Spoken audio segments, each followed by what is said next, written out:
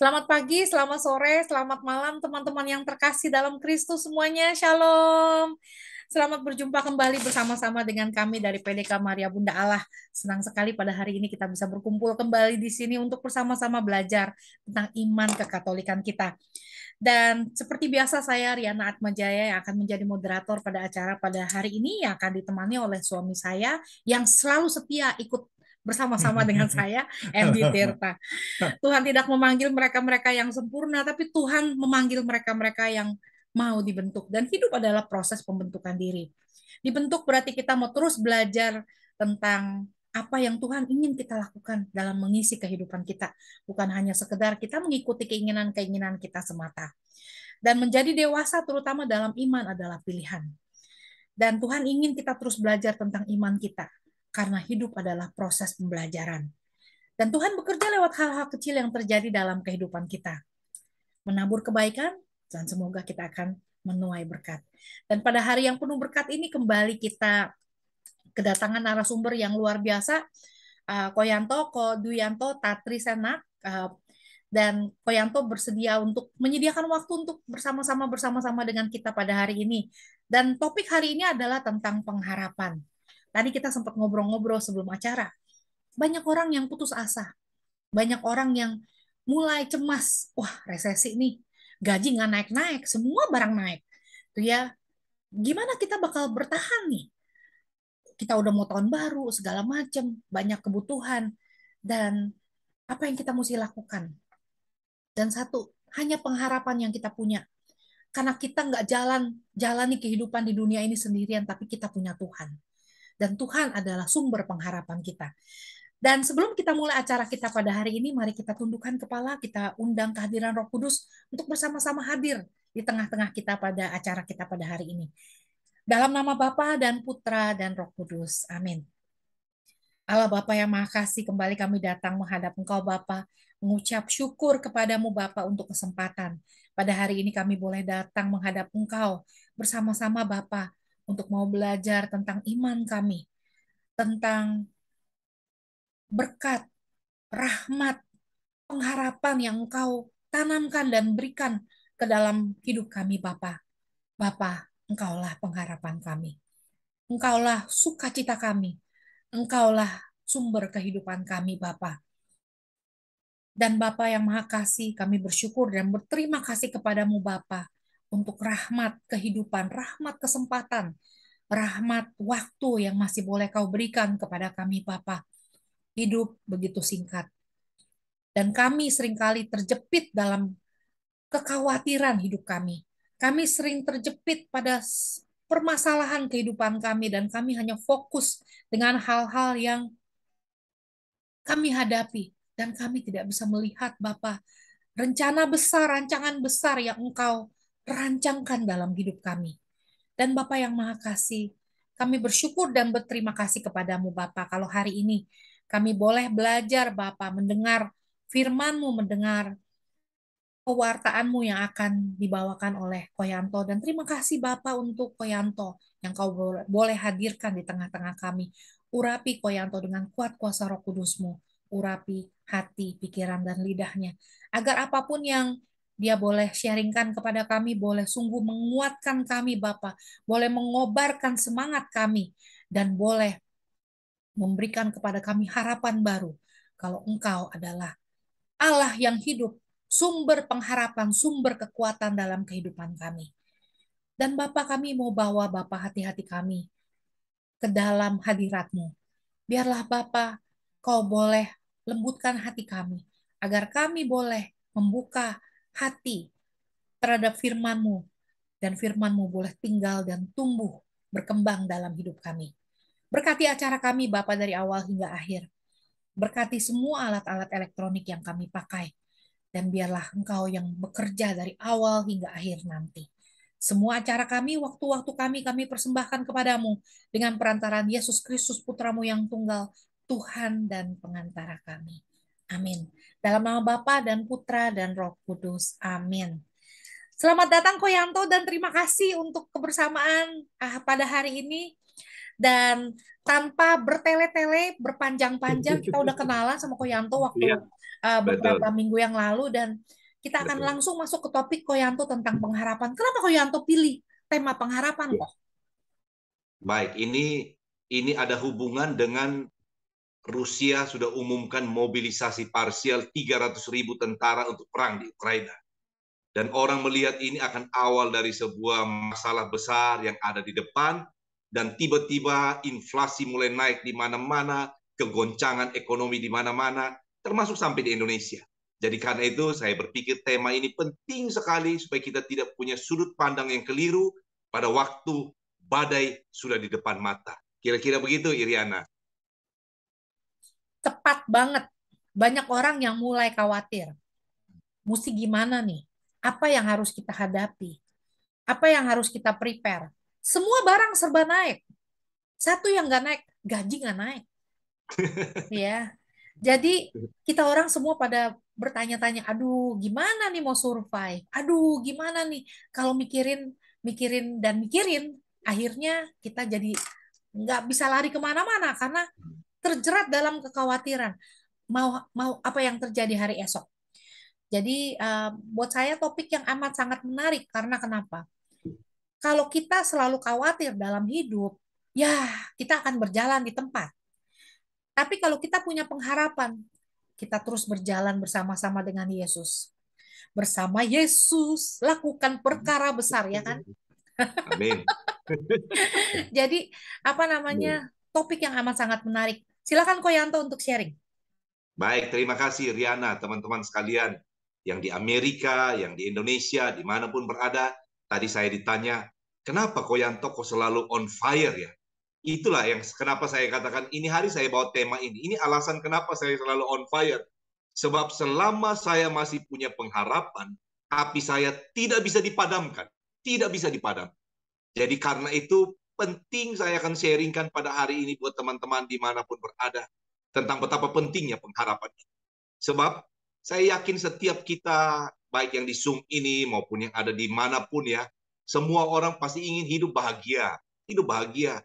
Sebuah kehidupan yang penuh damai dan sukacita. Ini normal sekali. Ini sangat normal sekali. Tapi seperti tadi yang kita sharingkan bersama ya, kalau kita lihat dari situasi dunia ini tidak cocok dengan apa yang kita mimpikan itu. Tadi Riana sudah katakan ya, gaji tidak naik, tapi semua harga sudah naik duluan. Termasuk kita yang di sini, di Keva ini, kena juga. Kena juga. Jadi artinya dunia sedang menunjukkan hal yang bertolak belakang dengan apa yang kita mimpikan dan apa yang kita rindukan. Lihat penyakit di mana-mana belum selesai ya, tentang COVID belum selesai, sudah datang lagi yang namanya cacar monyet lagi. Ada banyak peperangan yang Ukraina belum selesai, China dan Taiwan lagi. Dan ada begitu banyak hal. Ada peperangan di mana-mana, ada wabah di mana-mana, ada masalah di mana-mana. Termasuk di Indonesia masalah Sambo dan lain-lain. Tapi inilah dunia, inilah dunia, inilah kenyataan. Jadi artinya bahwa bukan cuma masalah di luar, tapi masalah dalam hidup kita pun saya yakin tidak kurang hebohnya itu. Badai-badai yang kita harus hadapi. Ada orang suka tanya pada saya, Pak Yanto kelihatan seperti tidak pernah ada masalah. Saya katakan kalau saya cerita masalah saya, kamu pasti heran. Tapi saya tidak pernah izinkan masalah memadamkan api pengharapan saya. Tidak pernah, tidak pernah saya izinkan. Dan Tuhan itu adil, karena itu dia jaga saya dengan damai sejahtera dan sukacita. Seringkali ada pertanyaan yang saya selalu dengar, orang katakan begini, jika Allah itu sungguh ada, dan jika Allah itu sungguh mengasihi manusia, mengapa dia izinkan penderitaan ini ada di bumi? Ini pertanyaan klasik sekali. Bukankah dia maha kuasa? Bukankah dia bisa menghilangkan setiap masalah dan penderitaan yang ada di bumi ini? Sehingga kita bisa menikmati sebuah dunia yang seperti Firdaus. Tapi kenapa semua ini diizinkan? Jangan sampai Tuhan tidak ada. Bagi saya, menjawab pertanyaan ini tidak mudah. Menjawab pertanyaan ini dengan tuntas itu hanya Tuhan yang bisa. Hanya Tuhan yang bisa. Tapi karena hanya Tuhan yang bisa, bukan berarti Allah tidak mau kita mengerti tentang apa yang sedang terjadi. Firman Tuhan di dalam Yohanes bab 8 ayat 32 dia katakan, Dan kamu akan mengetahui kebenaran, dan kebenaran itu akan memerdekakan kamu. Kebenaran apa yang Tuhan Yesus mau ajarkan buat kita tentang semua hal yang tadi kita bahas itu? Tentang penderitaan yang ada di bumi ini. Dalam Injil, kalau kita baca, ada dua kisah tentang bagaimana Yesus dan murid-muridnya berhadapan dengan badai. Cerita yang pertama, Yesus ada di perahu, datang badai yang mengancam nyawa mereka. Karena pada waktu murid-murid membangunkan Yesus, mereka berkata, apakah engkau tidak binasa? Apakah engkau tidak peduli kalau kita binasa? Badai yang mengancam jiwa mereka. Kemudian ada cerita lagi yang kedua, bagaimana mereka ada di tengah danau, badai itu datang, dan juga badai yang menakutkan, tapi Yesus tidak ada di sana. Yesus sedang ada di bukit dan berdoa. Dua cerita tentang badai, dan yang paling menarik adalah apa yang Yesus lakukan terhadap dua badai ini. Dalam kisah yang pertama, mereka membangunkan Yesus, kemudian Yesus menghardik badai itu. Diam, tenanglah. Dan badai itu langsung reda. Tapi yang menarik dalam kisah kedua, badai datang, Yesus tidak ada bersama murid-muridnya. Tapi pada waktu di tengah ketakutan mereka akan kehilangan jiwa mereka, Yesus datang berjalan di atas air. Dan dia tidak hanya berjalan di atas air, dia mampu membuat Petrus bahkan mampu berjalan di atas air. Artinya dalam cerita yang kedua, Yesus tidak menghentikan badai, tapi dia menenangkan murid-muridnya dan memampukan mereka untuk tetap melangkah dengan aman di tengah badai. Dua kisah ini sebenarnya sedang mau ajarkan buat kita semua teman-teman tentang kebenaran penting, bahwa apapun cara Tuhan berurusan dengan badai yang sedang kita hadapi, ia tetap berkuasa atas badai, dan bahkan badai sekalipun Tuhan bisa pakai untuk menggenapi rencananya yang membawa kebaikan bagi kita pada akhirnya. Dan seringkali justru perjalanan melewati badai inilah yang membuat kita punya pengalaman yang dalam sekali tentang siapa Tuhan dan Allah yang kita sembah dalam nama Yesus. Dan kita mengerti firman yang berkata, di luar aku, kamu tidak bisa berbuat apa-apa. Saya ingat cerita tentang bagaimana lagu Amazing Grace diciptakan oleh John Newton 1779. Saya baca kisah ini bagaimana dia adalah seorang maklar budak yang mencari budak di Amerika dan dikirim lewat kapal ke Inggris. Ini profesinya. Dan profesi dia itu dilengkapi lagi dengan dia adalah seorang penjudi dan pemabuk kelas berat. Dan karena ini sudah menjadi profesi, maka bagi dia jual beli budak itu hal biasa. Judi itu hal biasa. Mabuk berat itu hal biasa. Sampai pada satu waktu, kisah itu menceritakan bagaimana di tengah perjalanan di tengah lautan Atlantik, datang badai yang begitu besar, yang dikatakan bahkan mereka sudah tahu, mungkin akhir hidup mereka sudah datang. Dan pada waktu yang paling genting seperti itu, John Newton tiba-tiba teringat segala dosa dan kesalahan yang telah dia lakukan dalam hidup ini. Dan di tengah keputusasaan itu tiba-tiba dia diingatkan tentang Tuhan. Dan dia berkata, saya coba berharap kepada Tuhan. Siapa tahu dia mendengarkan saya. Saya orang yang tidak pantas untuk berharap karena segala dosa dan kesalahan. Tetapi tidak ada salahnya kalau saya coba berharap pada akhir daripada hidup saya. Karena memang situasi badai tidak memungkinkan lagi untuk mereka melanjutkan hidup mereka. Dan pada waktu dia berharap pada Tuhan, sesuatu terjadi. Sejarah mencatat badai itu dihentikan oleh Tuhan. Dan kemudian John Newton itu begitu terharu melihat apa yang Tuhan lakukan. Ternyata pengharapannya pada Tuhan telah menyelamatkan dia. Kemudian dia menjadi bertobat dan dia menjadi penginjil yang luar biasa. Maka muncullah lagu Amazing Grace.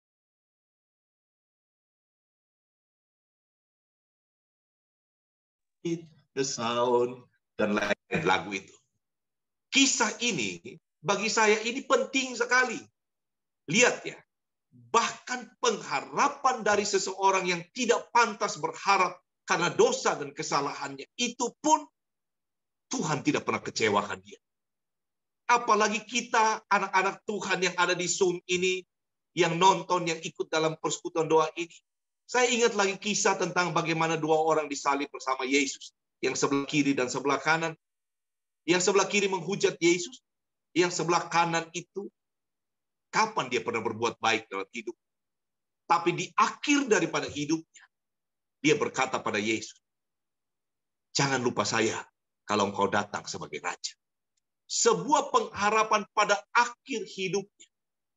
Dan ternyata pengharapan yang hanya terjadi pada akhir hidupnya membuat dia ada bersama dengan Yesus di Firdaus. Itulah sebabnya kenapa betapa dahsyat akibat dari sebuah keputusan untuk berharap pada Tuhan. Pengharapan ini yang kita akan belajar pada saat ini. Di saat dunia tidak bisa lagi menolong kita. Di saat dunia hanya menawarkan kepanikan, keputusasaan, dan ketidakpastian. Kita masih punya kabar baik. Kita masih punya pengharapan. Dan kalau kita lihat tadi cerita-cerita di depan itu, pengharapan tidak pernah mengecewakan. Apalagi yang berharap ini adalah orang-orang yang kenal Tuhan secara pribadi. Pengharapan ini yang kita akan belajar pada saat ini. Yeremia 17 ayat 7 dikatakan begini, diberkatilah orang yang mengandalkan Tuhan, yang menaruh harapannya pada Tuhan. Mengapa sangat penting sekali kita punya harapan kepada Tuhan dalam hidup ini? Saya baca sebuah artikel, dia katakan begini, manusia bisa hidup tanpa makan 40 hari. Manusia bisa hidup tanpa minum itu 10 hari. Manusia bisa hidup tanpa oksigen itu 7 menit. Tapi jika manusia hidup tanpa pengharapan, dia sudah mati walaupun dia masih hidup. Dan ini benar sekali. Itu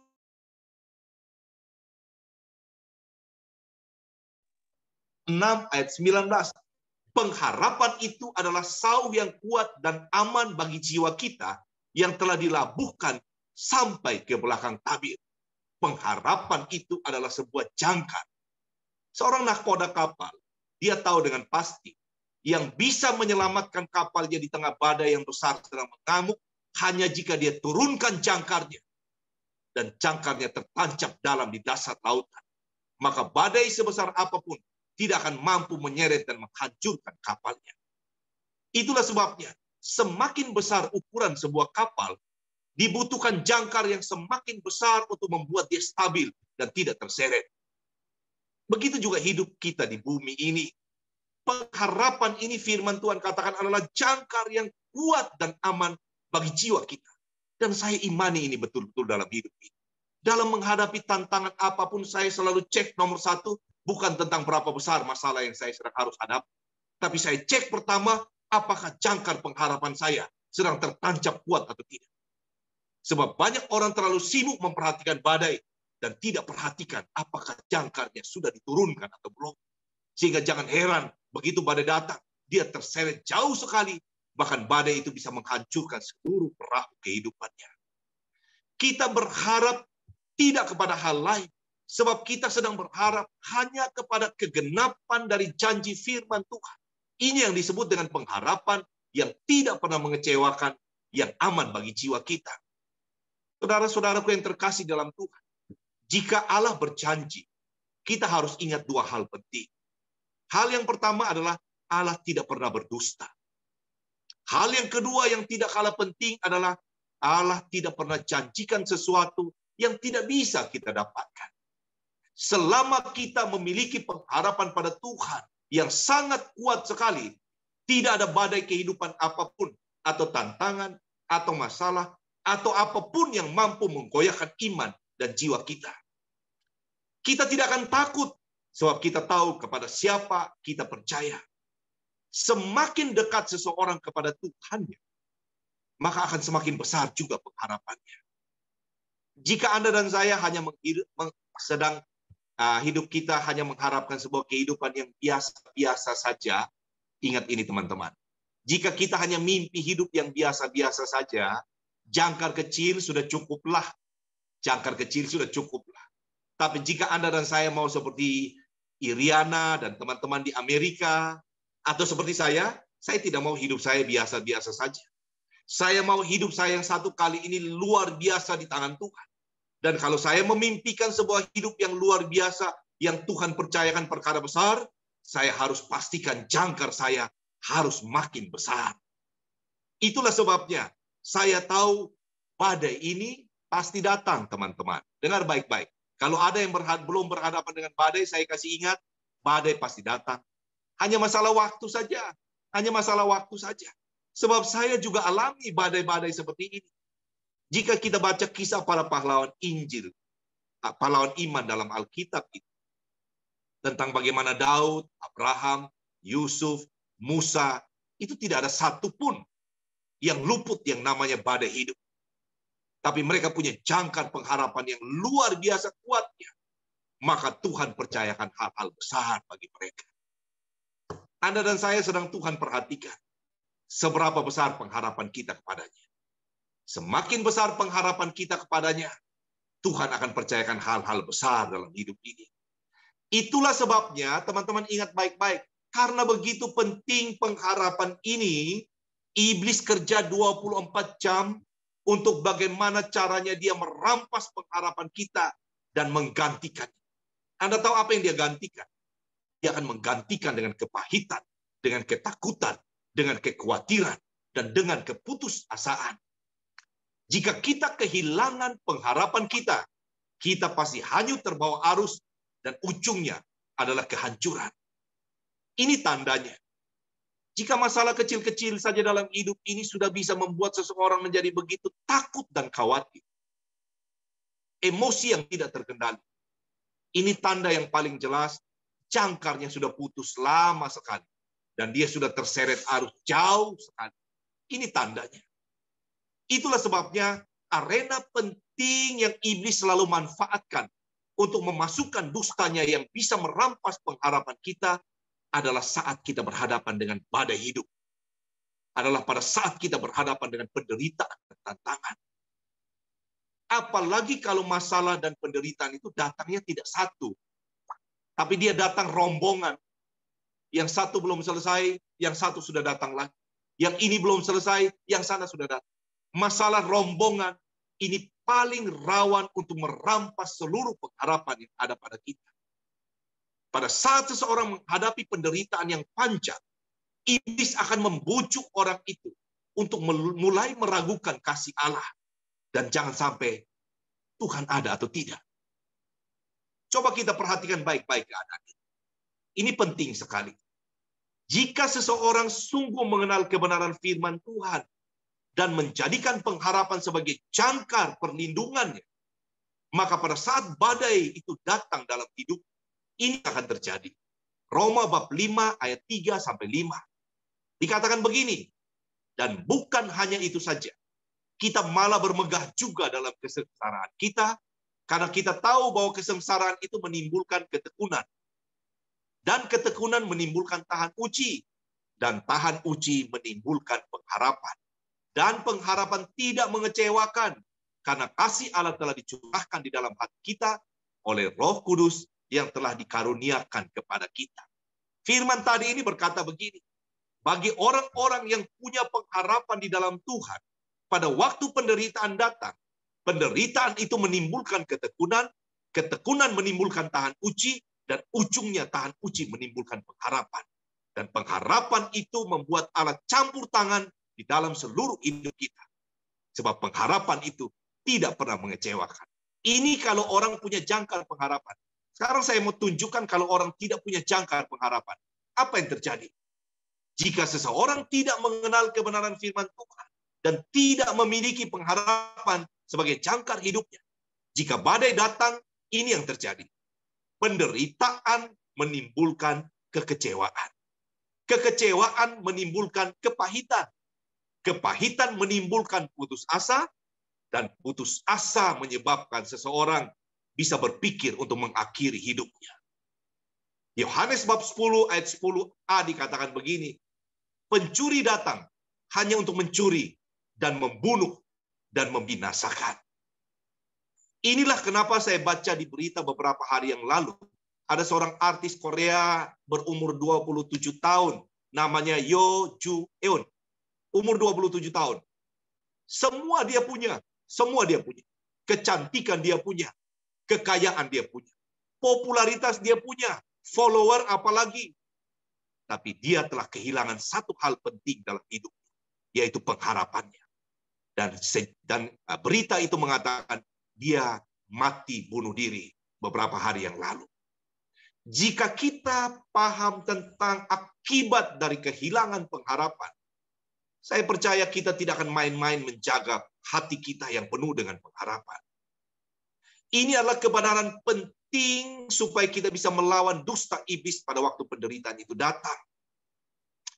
Tapi hikmat yang penting yang kita harus ambil dalam setiap penderitaan yang kita hadapi adalah ini. Apa yang Tuhan akan lakukan bagi kebaikan kita lewat salib dan penderitaan yang sedang kita hadapi? Apa yang Tuhan sedang mau lakukan dengan semua badai kehidupan yang sedang saya hadapi hari ini, yang sedang saya hadapi saat ini? Ini pertanyaan yang paling penting. Tuhan sedang mau apa dengan saya lewat semua badai yang sedang saya hadapi? Saya punya sebuah pengalaman tentang bagaimana saya bisa punya pengharapan seperti saat ini saya punya. Yaitu pengharapan yang tidak pernah bisa terpadamkan oleh apapun. Saya dengan istri saya pulang dari Jakarta tahun 2000. Kemudian kami bangun komunitas persekutuan doa di Pulau Timor ini. Kemudian pada tahun 2015, PD kami menjadi begitu berkembang luar biasa. Kami dua adalah koordinatornya, saya dan istri saya. Istri saya juga on fire luar biasa dalam pelayanan. Jadi karena itu saya tahu Tuhan menempatkan pendamping yang sepadan buat saya, karena dia punya rencana besar buat kami. PD kami besar sekali PD bisa 300 orang, 400 orang PD, dan kami buat PD itu di rumah. Jadi teman-teman bisa bayangkan setiap minggu rumah papa saya, kami bangun aulanya, itu orang tanya begini kepada kami, apakah tidak repot ya? Setiap minggu bahkan harus tutup toko lebih awal, hanya untuk urus PD, apakah tidak repot? Dan orang yang datang itu tidak sedikit, orang yang datang itu ratusan orang. Tetapi saya cuma katakan pada mereka, kalau kamu melihat apa yang Tuhan lakukan dengan orang-orang yang datang, kalau kamu melihat bagaimana hidup begitu banyak orang dipulihkan oleh Tuhan, kalau kamu melihat bagaimana orang bisa mengenal Tuhan secara pribadi lewat komunitas yang kami bangun ini, maka kelelahan kami itu tidak ada artinya sama sekali. Tidak ada artinya.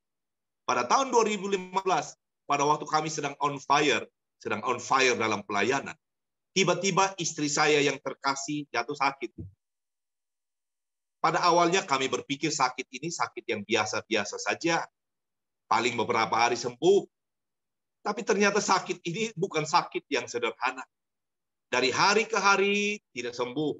Kami sudah doakan, sudah sampai minggu tidak sembuh juga. Kami sudah berdoa, kami sudah minta Romo pendamping kami untuk doakan. Kami sudah minta teman-teman komunitas juga berdoa. Kami juga berobat secara medis. Kami pergi ke Kupang, ke Jakarta, ke Surabaya.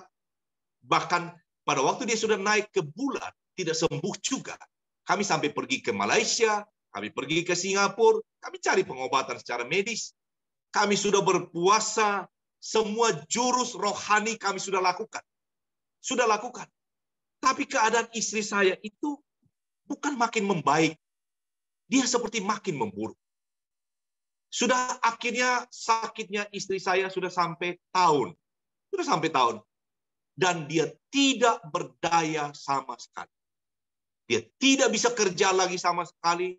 Dokter juga tidak bisa menemukan sakitnya apa. Dan dia tidak bisa tidur sama sekali tiap malam. Dan ini akhirnya saya harus ambil alih seluruh pekerjaan. Saya harus kerja dari pagi sampai sore, sendirian. Kemudian pada waktu malam, karena dia tidak bisa tidur sama sekali karena sakit, saya temani lagi dia dari malam sampai pagi. Setiap hari, berminggu-minggu, berbulan-bulan. Saya merasa pada waktu itu, semua teman PD kami sedang perhatikan.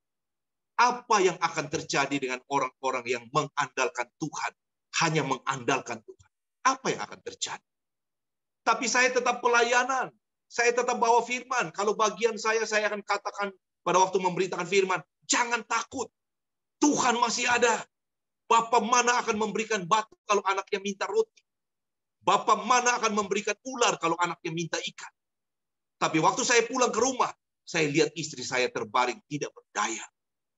Saya seperti mendengar ada suara dari iblis berkata, percuma engkau beriman, engkau korbankan segala-galanya.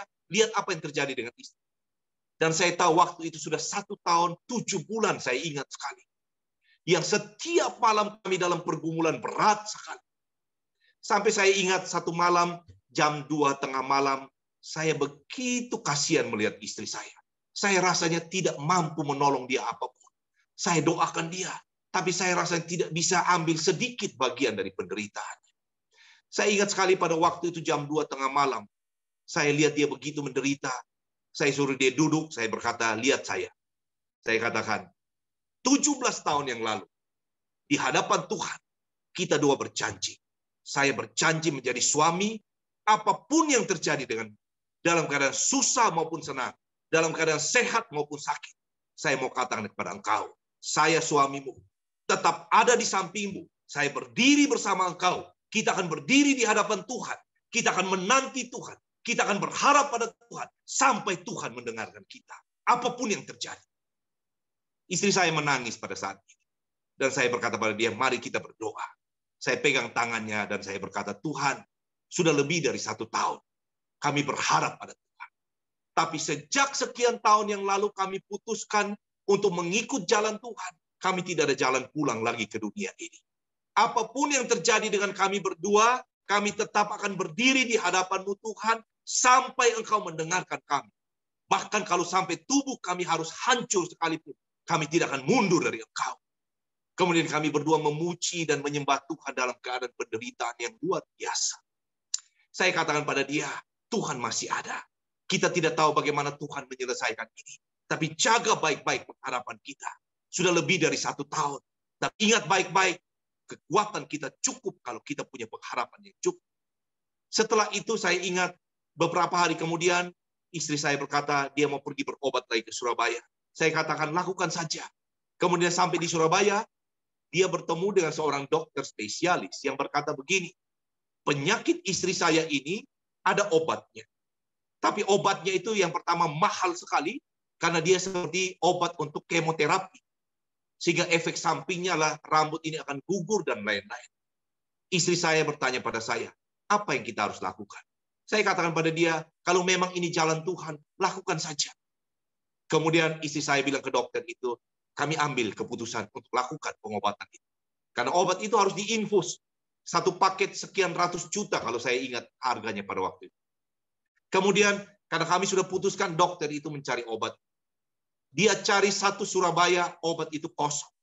Dia cari ke Jakarta, kosong. Bahkan dia tanya sampai agen di Singapura, obat itu tidak ada stok. Dan karena tidak ada stoknya, kami pindah ke dokter yang lain. Ketemu dokter yang lain, ini dia melihat semua hasil diagnosa, pemeriksaan lab, dan lain-lain. Dia berkata, tidak usah pakai obat itu. Saya kasih resep ini saja. Pakai obat ini. Dia kelihatan begitu menggampangkan masalah ini. Padahal sudah 1 tahun 8 bulan, kami tidak menemukan obat yang tepat. Tapi dokter ini begitu menggampangkan dan berkata, ini beli obat ini saja. Tapi kami percaya, Tuhan bisa kerja lewat cara apa saja. Obat ini kami tebus di apotek Surabaya. 20 butir harganya Rp10.000. 20 butir harganya Rp10.000. Dan saya lihat obat ini mereknya apa? Chloroquine, obat malaria. Obat malaria. Tapi saya bilang ke istri saya, minum saja. Tapi teman-teman sekalian, Anda tahu apa yang terjadi? Pada waktu istri saya minum obat yang begitu murah, minum pertama kali belum ada kelihatan reaksi. Tapi pada waktu dia minum ketiga kali, obat ini tiba-tiba seperti meruntuhkan semua sakit dia. Tiba-tiba saja istri saya ini pulih luar biasa cepatnya. Yang dia tidak bisa tidur kemudian bisa menjadi begitu tenang. Dan semua gangguan yang dialami hilang begitu saja. Seperti orang jentikan jari begini dan selesai. 1 tahun 8 bulan waktunya. 1 tahun 8 bulan. Dia menangis terharu dan saya katakan pada dia, ini bukan tentang obat itu. Tapi ini tentang waktu Tuhan telah datang. Dia mau melihat kita berdua. Apakah kita dua tetap berharap pada dia atau tidak. Setelah kejadian itu, istri saya pulih total luar biasa. Dan sampai hari ini tidak ada sisa daripada penyakit ini. Dan istri saya sekarang pelayanannya 2 kali lipat semangat. 2 kali lipat. Saya ceritakan, dan ini, kejadian ini berpengaruh besar sekali pada anggota komunitas kami. Saya berani dengan gagah perkasa berkata pada mereka, kamu sudah lihat apa yang Tuhan lakukan atas kita yang percaya pada Dia. 1 tahun 8 bulan, tapi Tuhan selesaikan dengan ajaib. Dan bagi teman-teman, ini satu peneguhan yang luar biasa. Kami akhirnya mengerti firman dalam 2 Korintus bab 4 ayat 17. Firman itu berkata begini, sebab penderitaan ringan yang sekarang ini mengerjakan bagi kami kemuliaan kekal yang melebihi segala-galanya, lebih besar daripada penderitaan kami. Lewat pergumulan saya dan istri saya, kami mengerti firman ini, bahwa penderitaan ini mengerjakan kemuliaan yang lebih besar daripada apapun. Dan akhirnya kami boleh jadi sebagaimana kami ada sekarang. Dan ini salah satu alasan kenapa saya punya fire tidak bisa padam. Karena saya alami bagaimana Tuhan tolong kami secara ajaib. Itulah sebabnya penderitaan ringan akan terasa begitu berat kalau level pengharapan kita rendah. Saya ulang sekali lagi. Penderitaan ringan akan terasa begitu berat kalau level pengharapan kita rendah. Tapi jika level pengharapan kita tinggi, penderitaan berat sekalipun akan terasa ringan. Maka kuncinya, jangan fokus pada penderitaan itu, tapi fokuslah untuk terus menaikkan level pengharapan kita. Sebab level pengharapan kita hanya bisa naik kalau kita punya pengenalan yang lebih sungguh-sungguh lain tentang siapa Yesus Tuhan dan Allah kita. Kalau kita baca dalam Alkitab, Daud adalah seorang yang Tuhan sangat kasihi. Dia pun tidak luput dari tantangan dan pencobaan. Tapi saat tantangan paling berat itu datang dalam hidupnya. Ini yang Daud katakan dalam Mazmur 42 ayat 11. Daud katakan begini, mengapa engkau tertekan, hai jiwaku, dan mengapa engkau gelisah di dalam diriku? Berharaplah kepada Allah, sebab aku bersyukur lagi kepadanya, penolongku dan Allahku. Di tengah penderitaan yang luar biasa, Daud tidak menyerah untuk hilang harapan. Bahkan dia bicara kepada jiwanya dan berkata, jangan putus asa, bersyukurlah kepada Tuhan. Teruslah berharap kepada Tuhan. Daud menaikkan level pengharapannya dengan terus bersyukur dan menyembah Tuhan. Tidak peduli seberapa berat penderitaan yang harus dihadapi. Jika Daud kehilangan pengharapan pada masa kesesakannya, mungkin sejarah tidak pernah mencatat ada raja Israel yang luar biasa yang namanya Daud. Jika dia telah kehilangan pengharapan pada masa kesesakannya. Tapi karena dia mampu menaikkan level pengharapannya, maka masalahnya menjadi kecil sekali. Sehingga dalam Pemazmur dia katakan begini, sekalipun aku berjalan lewat lembah kekelaman, aku tidak takut bahaya, sebab engkau besertaku. Itulah sebabnya pada hari ini kalau teman-teman mendengarkan firman ini, jangan pernah berharap pada harta, kekayaan kita, popularitas kita, jabatan kita, ataupun pada manusia siapapun. Berhentilah berharap pada kekuatan sendiri. Berhentilah berharap pada manusia. Sebab manusia bisa mengecewakan engkau. Berharaplah hanya kepada Tuhan saja. Berharaplah hanya kepada Tuhan saja. Saya akan tutup renungan pada hari ini dengan sebuah kisah terakhir tentang kisah Paulus di atas kapal. Ini cerita saya senang sekali. Kalau Anda dan saya baca cerita ini, Paulus naik banding ke Roma. Dia harus naik kapal. Dan di tengah perjalanannya, turunlah badai yang begitu dahsyat yang hampir menghancurkan kapal di mana di atasnya ada Paulus dan orang-orang lain. Dalam Kisah Para Rasul bab 27 ayat 20 dikatakan begini, setelah beberapa hari lamanya, baik matahari maupun bintang-bintang tidak kelihatan, dan angin badai yang dahsyat itu terus-menerus mengancam kami. Akhirnya, putuslah segala harapan kami untuk dapat menyelamatkan diri kami. Firman ini berkata, mereka sudah putus asa. Apakah semua putus asa dan hilang pengharapan? Tidak. Masih ada satu orang yang berbeda yang ada di atas kapal itu. Dan orang itu bernama Paulus. Firman Tuhan berkata begini, Paulus tidak kehilangan pengharapan karena dia tahu kepada siapa dia percaya. Paulus tidak kehilangan pengharapan karena dia punya pengalaman pribadi bagaimana Tuhan tolong dia pada masa lalu. Dan kalau Tuhan sudah setia pada masa lalu, Tuhan pasti tolong dia pada masa ini. Dan itu yang membuat Paulus tidak hilang pengharapan di tengah situasi yang seharusnya orang sudah kehilangan pengharapan. Dan ini yang Paulus katakan pada orang-orang yang sudah hilang pengharapan di kapal ini. Dalam Kisah Para Rasul bab 27 ayat 22 sampai 24 dikatakan begini. Ini kata Paulus. Tetapi sekarang juga dalam kesukaran ini aku menasihatkan kamu supaya kamu tetap bertabah hati, sebab tidak seorang pun di antara kamu yang akan binasa kecuali kapal ini. Karena tadi malam seorang malaikat dari Allah, yaitu dari Allah yang aku sembah sebagai miliknya, berdiri di sisiku.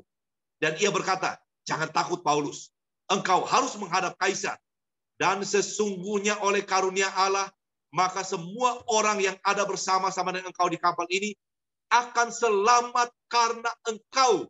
Ini yang penting sekali. Malaikat itu berkata, mereka yang di kapal yang sudah hilang pengharapan akan selamat karena pengharapan yang ada pada engkau. Saya katakan pada banyak orang. Jika engkau punya pengharapan pada Tuhan, itu namanya kedewasaan rohani level 1.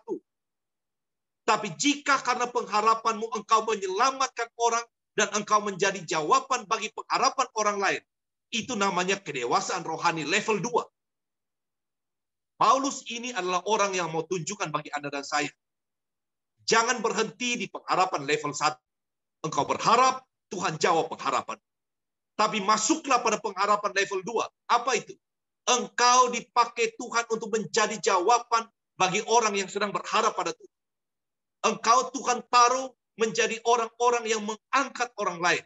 Engkau Tuhan taruh menjadi orang-orang yang membawa orang menuju pemulihan yang Tuhan telah siapkan buat mereka. Itu kedewasaan level 2. Dan Tuhan mau Anda dan saya ada di sana. Jangan stop hanya berharap untuk kebutuhanmu, untuk penderitaanmu, untuk salibmu. Ingat baik-baik firman Tuhan berkata, berilah maka engkau akan beri. Pada waktu engkau menghadapi kesulitan, tapi engkau tinggalkan itu dan engkau menjadi jawaban bagi kesulitan orang lain, maka masalahmu terselesaikan dengan sendirinya. Karena itu naik level lah pada hari ini. Saya percaya teman-teman yang ada di PD Maria Bunda Allah ini, Tuhan sudah lihat engkau lama sekali. Naikkan level pengharapan. Jangan berhenti di level 1. Engkau sudah sampai pada taraf Tuhan mau percayakan ada begitu banyak pengharapan orang lain yang akan bergantung pada pengharapan engkau. Jika engkau seorang suami, engkau akan menjadi penolong dan penyelamat bagi seluruh keluarga. Istri dan anak-anakmu akan selamat karena pengharapan yang ada pada engkau. Jika engkau pemimpin dalam sebuah perusahaan, pengharapanmu Tuhan akan pakai untuk menjadi jawaban bagi karyawan, bagi bawahanmu, bagi pekerja-pekerja. Tuhan tidak mau engkau biasa-biasa saja. Tuhan mau engkau punya pengharapan yang luar biasa akan Dia. Inilah firman pada hari ini yang Tuhan mau kita dengarkan. Pengharapan ini masih ada. Jangan peduli dunia ini mau jadi apa. Tuhan masih yang pegang kendali. Dia tidak akan izinkan satu utas rambut kita jatuh kalau itu tidak untuk kebaikan kita. Secepat yang Dia bisa, Dia intervensi. Kalau Dia mampu meredakan badai yang kau sedang hadapi, Dia akan lakukan itu. Tapi jika tidak, Dia akan menenangkan engkau dan memberi kekuatan pada engkau untuk berjalan di atas badai. Dia mau tunjukkan pada engkau, bersama Dia, tidak ada perkara apapun yang mustahil bagi engkau. Inilah firman pada hari ini. Biar Tuhan memberkati kita. Amin. Mari kita berdoa. Kita tundukkan kepala dan kita berdoa. Demi nama Bapa dan Putra dan Roh Kudus. Amin. Terima kasih Bapa dalam surga. Inilah firman-Mu untuk kami pada pagi hari ini. Kami tahu firman ini memerdekakan kami. Ini yang kami butuhkan pada waktu dunia tidak bisa menjanjikan sesuatu yang baik buat kami. Yang kami punya hanya satu kepastian iman. Bahwa Tuhan tetap pegang kendali atas segala apa yang harus terjadi atas hidup ini. Dan setiap kami, selama kami punya pengharapan kepadamu Tuhan, pengharapan ini tidak pernah akan mengecewakan kami, kecuali kami telah berhenti berharap kepada Engkau. Ajar kami Tuhan untuk menaikkan level pengharapan kami pada waktu badai besar datang dalam hidup kami. Sebab pada waktu level pengharapan kami naik Tuhan, surga berpaling pada kami. Dan kalau surga berpaling pada kami tahu apa yang akan datang. Apa yang tidak pernah kami lihat dengan mata. Apa yang tidak pernah kami dengar dengan telinga. Apa yang tidak pernah timbul dalam hati kami. Itu yang Tuhan sediakan buat kami yang berharap kepada Tuhan. Penjahat di sebelah kanan berharap pada detik terakhir. Engkau membawa dia ada di Firdaus. Apalagi setiap kami yang ada pada pagi hari ini. Kami yang berharap pada Tuhan. Kami akan melihat mujizat demi mujizat. Bukan untuk kebesaran nama kami. Tapi semua hanya untuk kemuliaan bagi nama Tuhan. Inilah doa kami Tuhan. Urapi setiap anak-anak Tuhan. Yang pada hari ini ikut acara Zoom ini. Hidup mereka tidak pernah akan sama lagi. Dalam nama Yesus. Kami telah berdoa, mengucapkan syukur. Amin. Di nama Bapa dan Putra dan Roh Kudus. Amin. Tuhan berkati. Shalom. Terima kasih kok. Terima kasih untuk doanya juga buat kita semua. Ya, Amin. Kita semua perlu diingatkan. Kita perlu diingatkan. Ada satu Romo di sini waktu itu pembimbing PD kita. Dan Romo ingetin ke kita, only hope that we have. Hanya pengharapan yang kita punya. Ketika yang lain udah nggak ada lagi, cuma pengharapan yang kita punya. Jangan pernah kita putus harapan. Amin. Ya, dan confirmation tadi yang Koyanto cerita tentang penderitaan segala macam. Bener kok. Setiap dari kita mesti nengok ke belakang, kita lihat. Buat teman-teman yang udah pernah mengalami penderitaan. Penderitaan membuat kita menjadi orang yang lebih baik. Penderitaan membuat kita menjadi orang yang lebih sabar. Penderitaan membuat kita menjadi orang yang baru. Kita semua bisa lahir baru lewat penderitaan. Lewat salib, lewat kematian diri kita yang lama. Kalau kita nggak pernah punya penderitaan dalam hidup, kita nggak pernah dimurnikan dalam Tuhan, hidup kita akan tetap yang lama. Kita tetap akan menjadi manusia lama. Tapi lewat penderitaan, lewat salib itu, kita menjadi manusia baru. Menjadi manusia yang lebih baik, menjadi manusia yang lebih sabar dan bergantung kepada Tuhan. Saya punya satu ayat yang buat saya jadi satu pegangan ayat. Tuhan Yesus berkata di Yohanes 15 ayat 5 tentang pokok anggur. Aku pokok anggur, engkaulah ranting-rantingnya. Tinggallah dalam aku. Kalau kita nggak menempel pada Tuhan, ya matilah. Tuh loh, Tuhan sumber pengharapan kita. Kalau kita tidak menempel pada Tuhan dalam perjalanan hidup kita dan mengandalkan kekuatan kita sendiri, kita nggak akan mampu. Kita nggak akan mampu. Banyak orang-orang yang putus asa. Saya ketemu banyak orang yang putus asa karena mereka mengandalkan kekuatan sendiri. Kita pun juga kadang-kadang perlu diingetin sama Tuhan. Saya pun juga masih terus diingetin sama Tuhan, kita masih berproses dalam hidup. Ya, kadang-kadang kita lagi menghadapi permasalahan dalam hidup. Aduh, kayaknya kok berat banget sih. Aduh, kok kayaknya kok susah banget sih. Aduh, Tuhan lagi mau ngapain di dalam hidup kita nih. Dan benar, apa yang Koyanto bilang tuh benar banget. Kita harus tanya sama Tuhan, Tuhan lagi ngapain sih? Itu loh. Supaya apa yang Tuhan lagi ajarin lewat penderitaan ini nggak lewat begitu aja dan kita nggak dapat pengajaran apa-apa. Itu loh. Kita nggak berkembang. Jadi kita mesti tahu apa sih yang sekarang Tuhan lagi proses nih dalam hidup kita lewat semua yang terjadi. Dan ini baru kejadian beberapa hari yang lalu. Saya lagi di jalanan, lagi menuju ke kantor dan saya lagi mikir, aduh Tuhan ini kerjaan baru, banyak yang harus saya pelajarin, banyak yang harus saya kerjain dan ketemu orang-orang yang susah banget dihadapinnya gitu loh. Terus saya cuma bilang, Tuhan, bantu aku, lembutkan hatiku. Bantu aku Tuhan agar aku boleh benar-benar merasakan tuntunanmu dalam kehidupan ini. Jadi Tuhan yang take charge deh dalam kehidupan ini, aku cuma ikutin aja, Tuhan mau bawa kemana, terserah gitu ya. Dan benar, hari itu juga, Tuhan bukain semua permasalahan yang ada, diurain satu-satu, sampai, wah, begitu Tuhan buka satu-satu, saya sampai, wah, speechless. By the end of the day, pada akhir hari, saya cuma bisa bilang, wow, Tuhan luar biasa. Tuhan luar biasa. Ya, ketika kita let go and let God, Tuhan turun tangan. Permasalahan kita manusia adalah kenapa? Kita kadang-kadang nggak bisa let go. Tuh loh, kita merasa kalau itu kesulitan hidup kita, itu punya kita, bukan punya Tuhan. Itu yang menyebabkan juga karena anak kita merasa pikir kita yang paling sulit. Kita yang paling susah. Makanya tadi benar. Jangan bisa fokus. Pikir naik level kedua. Ya. Jadi bukan cuman I, me, and myself. Ya. I, me, and myself. Selalu gitu. Jadi ya sengsara dah. Ya. Kita mesti selalu pikir banyak orang lain di luar sana yang lebih susah daripada kita. Tuh, jangan fokusnya ke kita doang. Tuh ya. Dan thank you Ko Yanto untuk sharingnya untuk istrinya. Saya bisa tambahin dikit. Ya saya selalu bilang ya. Kalau lihat dari sejarah keselamatan dunia, ya Tuhan sudah datang dari zamannya Malaikat Gabriel datang ke Bunda Maria, berbicara ke Bunda Maria, ke Joseph, sampai Tuhan Yesus lahir, sampai maksudnya sampai wafat, disalib, sampai bangkit. Itu suatu sejarah yang luar biasa kalau kita pikir-pikir lagi. Itu Tuhan. Dia bisa mau mati disalib, disalib gitu, terus dan bangkit. Kalau itu suatu kejadian luar biasa, dia udah nolong kita, udah luar biasa. Kalau kita hilang pengharapan dari lihat itu, udah nggak lihat itu lagi, big loss buat kita, benar. Dan saya selalu berpikir juga gitu ya. Ingat Yanto waktu misalnya juga bilang loh gitu. Ingat kalau kita lagi susah, ingat waktu Tuhan pernah berkatin kita dulu.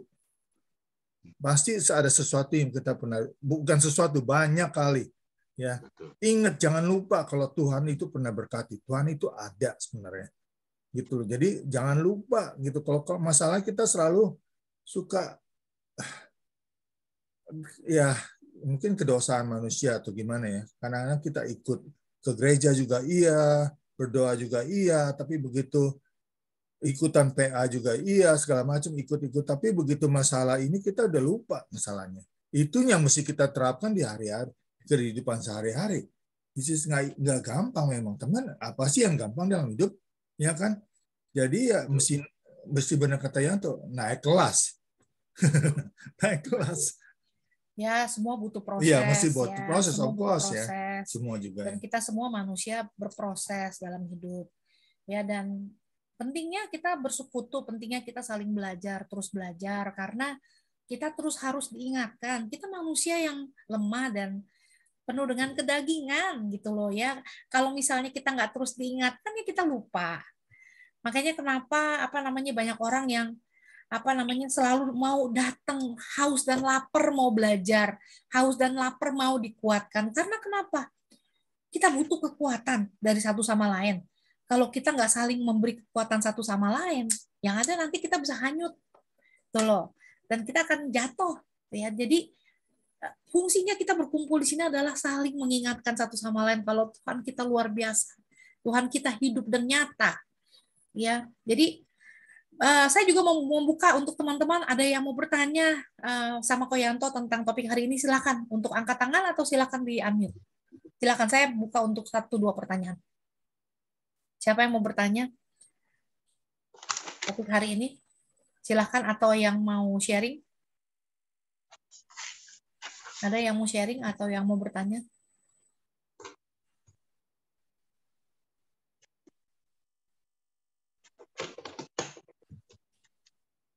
Silakan.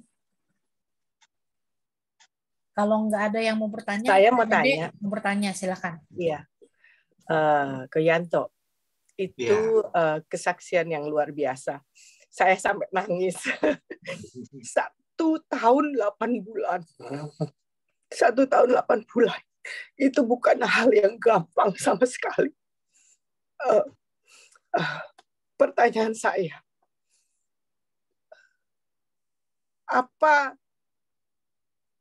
tiap hari apa yang Ko Yanto lakukan sehingga Ko Yanto bisa bertahan 1 tahun 8 bulan? Itu kalau orang hamil 9 bulan aja rasanya udah 9 bulan menderita, nunggu lahir deh. Pokoknya kita punya 9 bulan 10 hari selesai bayi keluar. Ini 1 tahun 8 bulan Ko Yanto. Apa yang Ko Yanto lakukan supaya saya juga mau belajar. Gitu kok Yanto. Terima kasih.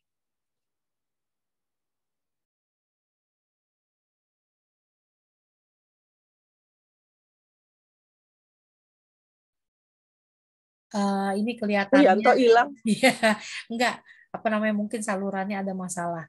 Tapi anyway, thank you Bu Dede untuk pertanyaannya ya. Apa namanya ya memang nggak akan mudah. Tuh, ayo kok di unmute kok. Udah mulai stabil belum internetnya? Oke, silakan kok. Ya, ini tiba-tiba lampu padam di sini nih. Tiba-tiba lampu padam satu kota nih. Jadi ini internetnya agak terganggu ini. Oke, bisa jawab nggak pertanyaannya, Dede? Ulang. Tidak sempat saya dengar pertanyaan Bu Dede di belakang itu. Pertanyaannya adalah gimana caranya Koyanto bisa bertahan 1 tahun 8 bulan dalam penderitaan. 9 bulan aja orang hamil aja setengah mati, apalagi nih 1 tahun 8 bulan. Apa yang membuat Koyanto bertahan? Ya, baik. Jadi terima kasih Bu Dede. Saya tadi cerita itu ya. Makanya kenapa saya katakan Tuhan tidak mungkin izinkan saya dengan istri saya alami itu sebelum Dia perlengkapi kita secara cukup. Memang kalau saya mau katakan saya waktu itu saya sejujurnya secara pribadi saya takut kehilangan istri saya. Tetapi itu saya tidak izinkan dia muncul menjadi besar. Sebab saya tutup dia dengan semua kebaikan yang pernah Tuhan lakukan dalam hidup kami. Jadi saya selalu katakan bahwa saya selalu punya kekuatan yang cukup. Dan saya selalu ingatkan diri saya bahwa ini selalu ada sesuatu yang baik besok. Begitu ya. Jadi tiap hari itu saya selalu tanamkan bahwa yang saya sedang harapkan hari ini, besok Tuhan pasti jawab. Nanti kalau besok belum, saya akan katakan besok lagi. Kalau besok belum, saya katakan, dan ternyata sudah sampai 1 tahun lebih, saya masih mampu bertahan. Tetapi sekali lagi saya mau katakan, ini bukan karena kekuatan saya. Tetapi secara manusia, saya katakan saya tidak mampu. Tetapi saya tahu ini hanya kekuatan Tuhan saja. Kalau saya dengan istri saya, kalau ingat kembali masa-masa itu, saya cuma katakan, Tuhan punya rencana besar buat kita. Karena itu kenapa dia tidak hanya mau kita sudah bertumbuh sampai di level itu saja, tapi dia mau kita naik level lagi. Dia naik level lagi. Bagaimana kita dua menjadi pasangan yang sepadan. Jadi bagi saya, memang saya waktu itu terus terang Bu Dede, saya sendiri-sendiri saya hanya selalu katakan pada Tuhan, saya hampir tidak mampu lagi. Kalau Tuhan tidak gendong saya menyerah. Dan pada waktu saya menyerah seperti itu, ada kekuatan baru lagi. Untuk melangkah untuk hari itu. Nanti besok lagi, saya katakan Tuhan, saya tidak mampu lagi. Tolong saya. Ada lagi kekuatan untuk langkah 1 hari lagi. Jadi saya melihat pertolongan Tuhan itu hari demi hari. Dan waktu saya lihat kembali ke belakang, sudah sampai 1 tahun 8 bulan kami masih bertahan. Dan selesai pendidikan. Kalau saya sebut, itu kurikulumnya selesai. Kurikulumnya selesai. Jadi kira-kira begitu, Bu Dede. Makasih. Luar biasa, Koyanto. Jadi seperti yang di doa Bapak kami ya. Iya. Puji. Betul. Amin. Luar biasa. Puji Tuhan. Tapi memang sih Tuhan bekerja one step at a time. Kitanya yang selalu nggak sabar. Kitanya yang selalu mau cepet-cepet lari. Tuh loh. Tapi Tuhan selalu take His time. Tuh ya. Makanya kenapa banyak lagu kan in His time. He make everything beautiful in His time, bukan in our time. Kita maunya in our time, not in His time. Kitanya yang nggak sabar. Dan ya doa kita adalah kita mohon kesabaran dari Tuhan supaya kita sabar menanti waktunya Tuhan, karena waktu Tuhan pasti yang terbaik. Amin. Ya, terima kasih Koyanto, terima kasih Bu Dede, terima kasih juga teman-teman yang lain yang udah hadir pada hari ini. Dan memang pengharapan adalah satu-satunya kekuatan kita dalam menjalani hidup harian kita. Kita melangkah bersama-sama dengan Tuhan, kita nggak pernah sendirian. Dan kita percaya kalau kita di sini punya tujuan, Kita di sini bukan niat kita cuma sekedar di sini, tapi Tuhan punya tujuan. Dan Tuhan nggak akan membiarkan kita berjalan sendirian. Dan dia selalu memegang tangan kita, asal kita mau pegang tangan dia juga. Ya, jangan kita biarin kita nyelonong jalan sendirian. Tuh loh, suka-suka kita yang nggak bisa lah. Kita harus berharap kepada Tuhan. Kita punya Amin. Tuhan yang hidup, bukan Tuhan yang mati. Dan terima kasih teman-teman untuk semua waktu dan kebersamaan kita hari ini.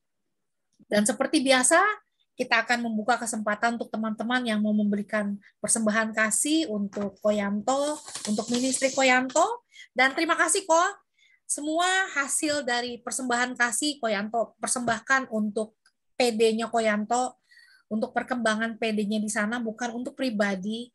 Jadi terima kasih. Nah, dan bagi teman-teman yang terpanggil untuk memberikan persembahan kasih, sorry saya nggak sempat siapin slide-nya karena tadi udah mepet waktunya.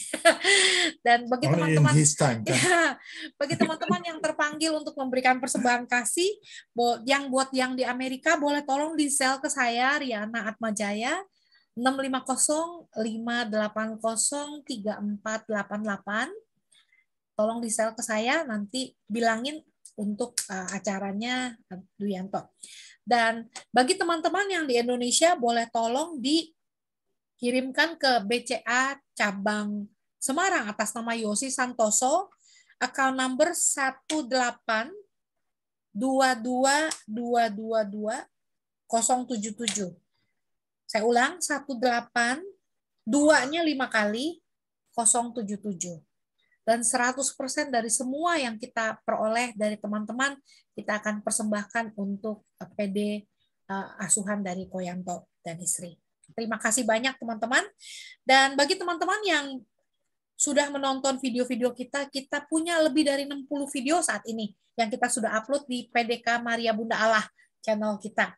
Dan tolong di-subscribe, like, dan begitu banyak pembicara-pembicara bagus dengan topik-topik luar biasa yang kita siapkan untuk teman-teman, untuk perkembangan iman kita semua. Dan acara selanjutnya adalah Jumat waktu Amerika, Sabtu pagi waktu Indonesia, tanggal 7 Oktober atau tanggal 8 Oktober waktu Indonesia, bersama-sama dengan Romo Hendra Suteja SJ. Romo Hendra ini ahlinya filsufnya Chinese. Kita akan belajar sedikit tentang filsuf Chinese dari Romo Hendra. Temanya nanti saya akan umumkan di flyer. Dan juga buat teman-teman yang ikutan hadir acara kita maupun yang menonton video YouTube PDK Maria Bunda Allah, kita dari PDK Maria Bunda Allah mengadakan camp kita yang pertama bersama dengan Sekina di Jakarta mulai tanggal 13 Oktober 2022 yang akan datang. Jadi program camp ini kita buka untuk umum, kita buka untuk teman-teman yang di Amerika maupun teman-teman yang ada di negara lain. Boleh ikutan, kita belajar bersama-sama. Dan kita hanya akan membuka pendaftaran untuk 10 orang lagi, hanya 10 orang lagi. Jadi setelah itu kita akan menutup semua pendaftaran, karena udah cukup pesertanya buat kita semua. Dan bagi teman-teman yang ingin mendaftar, boleh tolong hubungi saya 650-580-3488 di Amerika, atau boleh hubungin Evelyn. Nanti kontak ke saya aja, nanti saya kasih tahu infonya semua. Kalau ada pertanyaan apa-apa, feel free to contact with me. Dan sebelum kita akhiri acara kita pada hari ini, tadi Koyanto udah berdoa buat kita. Saya minta satu orang untuk berdoa untuk kita semua. Jangan Koyanto lagi. Mungkin siapa ada di sini yang terpanggil untuk mendoakan untuk Koyanto? Kalau enggak, saya yang berdoa untuk Koyanto juga boleh. Oke, baik. Mari kita akan tutup bersama-sama acara kita pada hari ini dalam nama Bapa dan Putra dan Roh Kudus. Amin. Allah Bapa yang Maha Kasih, kami bersyukur dan berterima kasih kepadamu Bapa untuk waktu-waktu yang boleh kami habiskan 1 jam ini bersama-sama dengan Koyanto. Terima kasih Bapa untuk kebersamaan kami. Terima kasih untuk semua firman-Mu, kekuatan-Mu, pengharapan yang Engkau boleh sampaikan kepada kami. Kami boleh ingatkan Bapa, kalau Engkau adalah sumber pengharapan dalam kehidupan kami. Kami tidak pernah berjalan sendirian, tapi kami selalu berjalan bersama-sama dengan Engkau. Engkau yang memimpin semua langkah kami, Bapa. Dan apa yang kami harus lakukan adalah percaya. percaya dan beriman kepadamu Bapa, dan mempersembahkan segenap hidup kami kepadamu, karena hidup ini adalah milik-Mu. Engkau yang menciptakan kami, Engkau juga yang pasti punya rencana indah dalam kehidupan kami. Dan kami percaya Bapa, kalau tangan-Mu tidak